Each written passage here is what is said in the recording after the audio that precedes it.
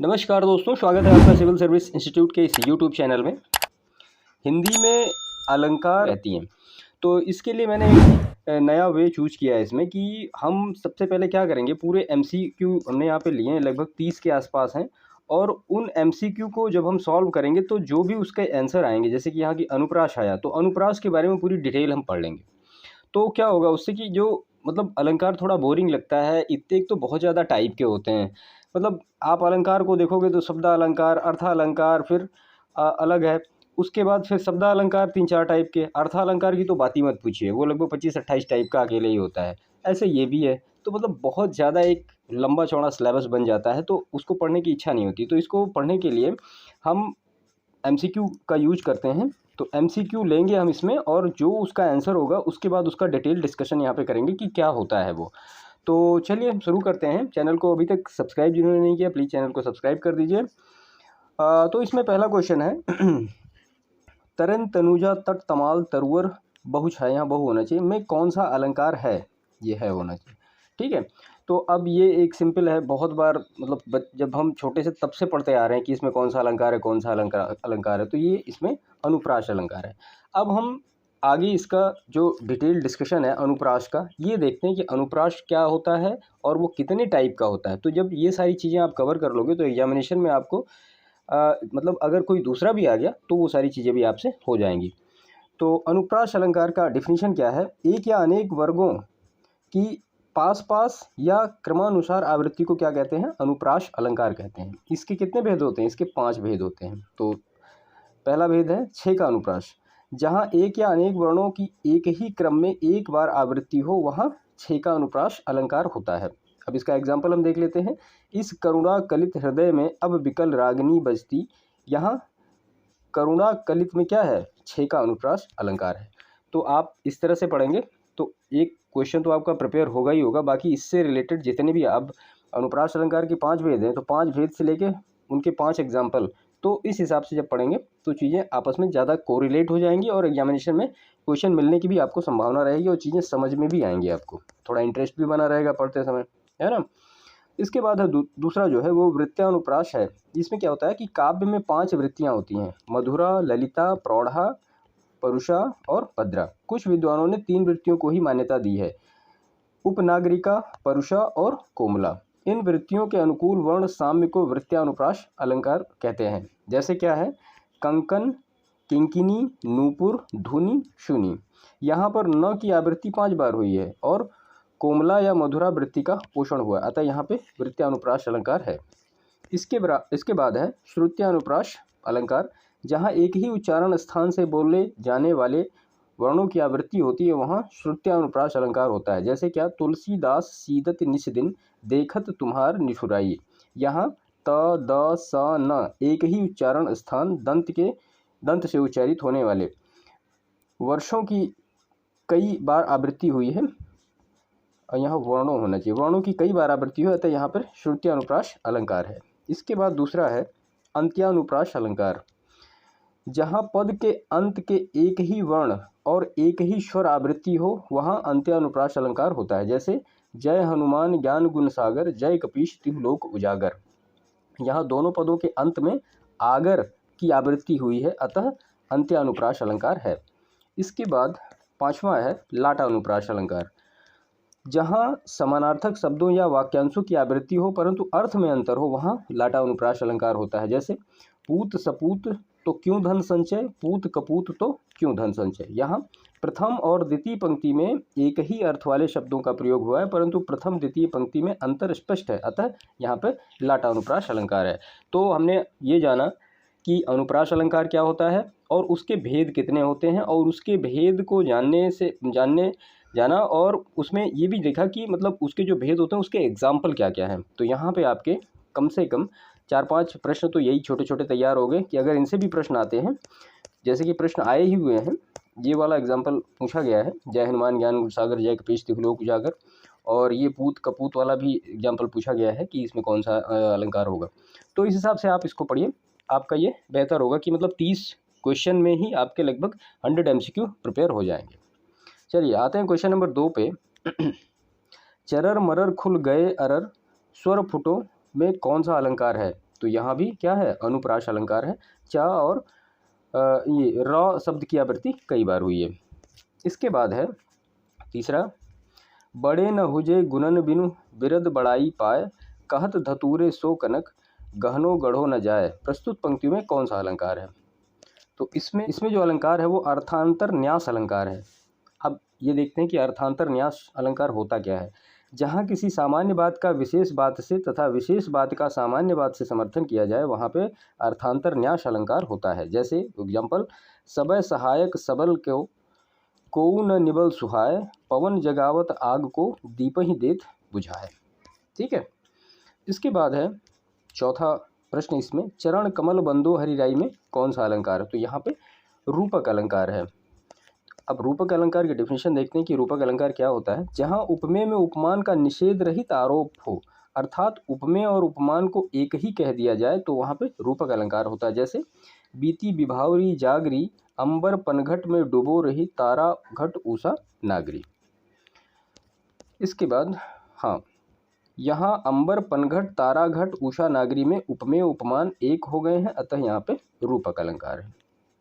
पांचवा क्वेश्चन है, कनक कनक ते 100 गुनी मादकता अधिकाय, या खाए बौराए जग वा पाए बौराए। प्रस्तुत पंक्तियों में से कौन सा अलंकार है?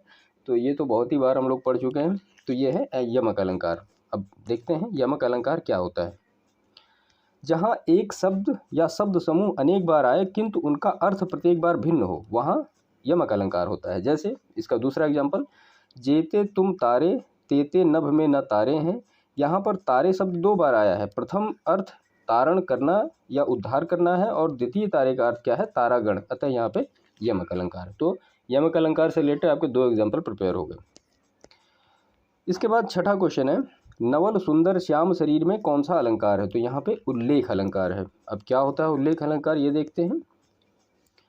जहाँ पर किसी एक वस्तु को अनेक रूपों में ग्रहण किया जाता है तो उसके अलग अलग भागों में विभाजित होने को क्या कहते हैं, उल्लेख अलंकार कहते हैं। या जब किसी एक वस्तु को अनेक प्रकार से बताया जाए वहाँ पर उल्लेख अलंकार होता है। ठीक है। क्वेश्चन नंबर 7 है, दिवसावसान का समय मेघमय आसमान से उतर रही है, वह संध्या सुंदरी परिसी धीरे धीरे धीरे। प्रस्तुत पंक्तियों में कौन सा अलंकार है? तो यहाँ पे उपमा अलंकार है। अब हम देखते हैं उपमा अलंकार क्या होता है।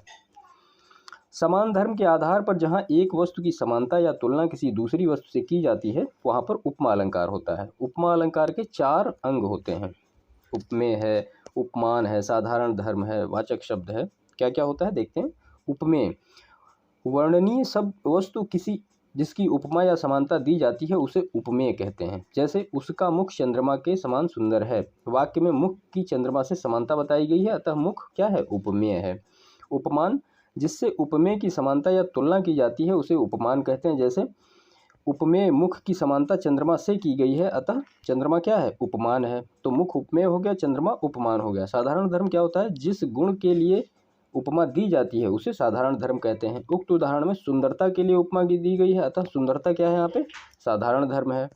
और वाचक शब्द क्या होता है, जिस शब्द के द्वारा उपमा दी जाती है उसे वाचक शब्द कहते हैं। उपयुक्त उदाहरण में समान शब्द वाचक है। इसके अलावा सी, सम, सरिस, सदृश शब्द उपमा के वाचक होते हैं। अब उपमा अलंकार के 3 भेद होते हैं। कौन कौन से? पूर्णोपमा, लुप्तोपमा और मालोपमा। तो सबसे पहले हम देखते हैं पूर्णोपमा।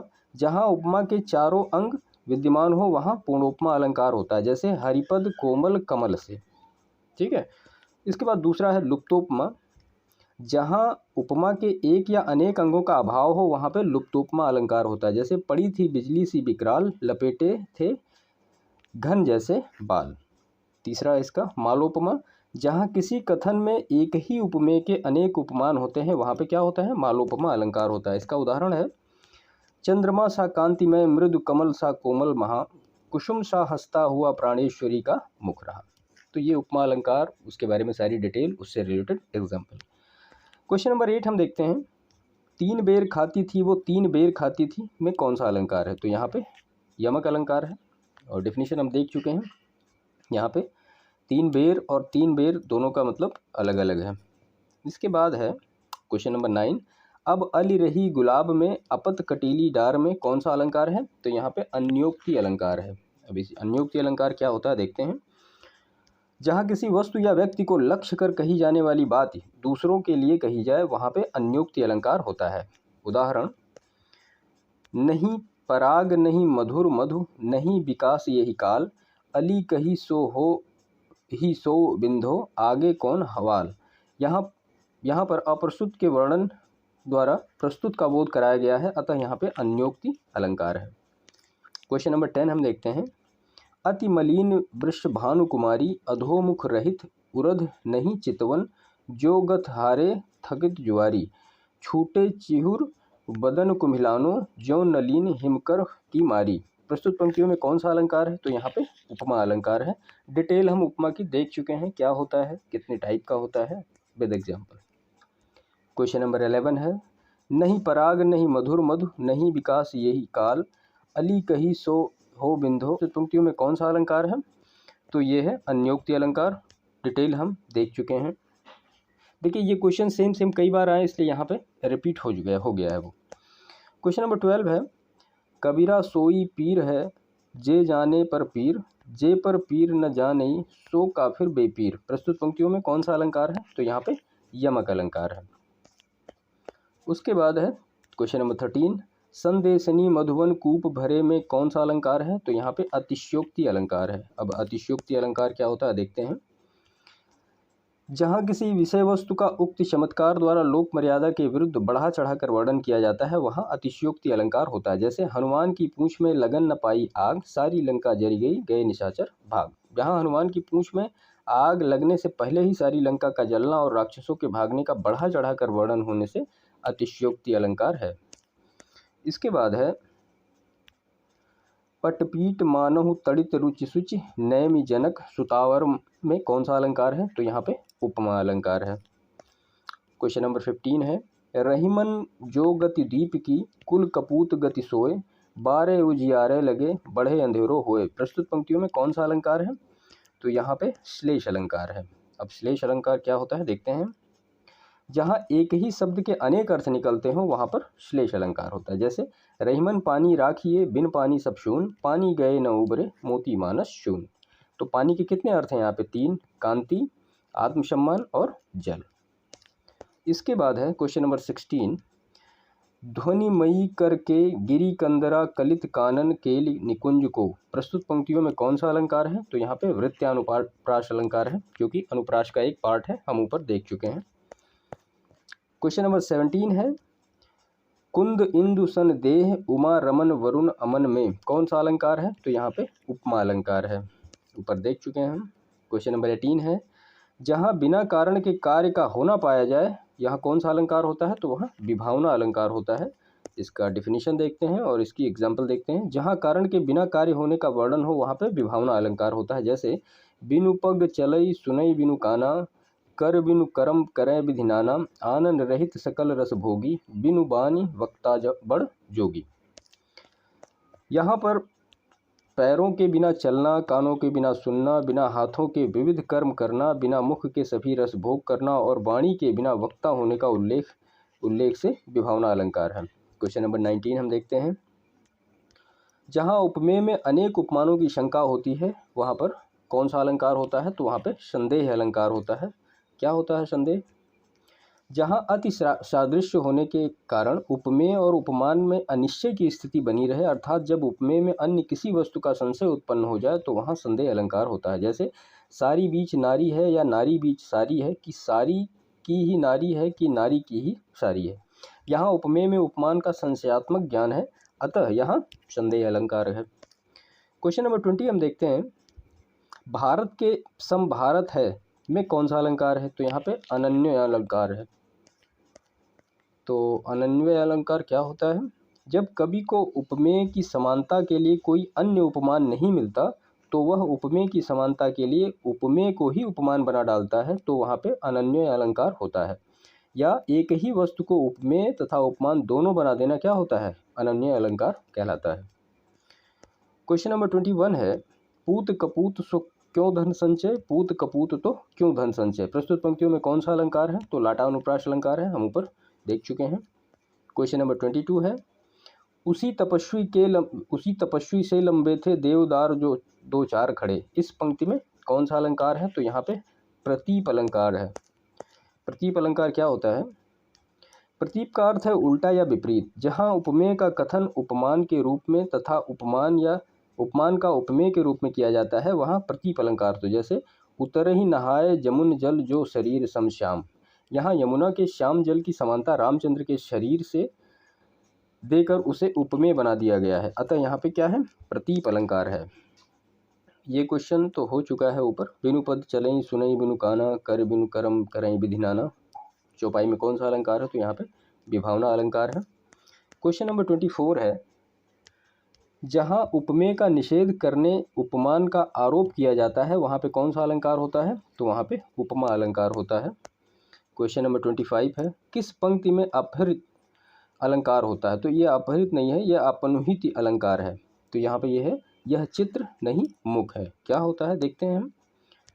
अपनुहित शब्द का अर्थ छिपाव या छिपाना होता है। जब किसी सच्ची बात अथवा वस्तु को छिपाकर उसके स्थान पर किसी झूठी वस्तु की स्थापना की जाती है तो वहाँ पर अपनुहित अलंकार होता है। यह अलंकार उभय अलंकार का भी एक अंग है।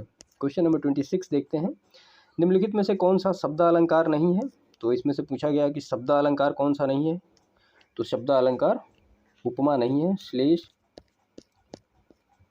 क्वेश्चन नंबर 27 है, चरर मरर खुल गए अरर स्वर फुटों में कौन सा अलंकार है? अनुप्रास, ऊपर देख ही चुके हैं हम। क्वेश्चन नंबर 29 है, चरण कमल बंदो हरिराई में कौन सा अलंकार है? तो यहाँ पे रूपक अलंकार है।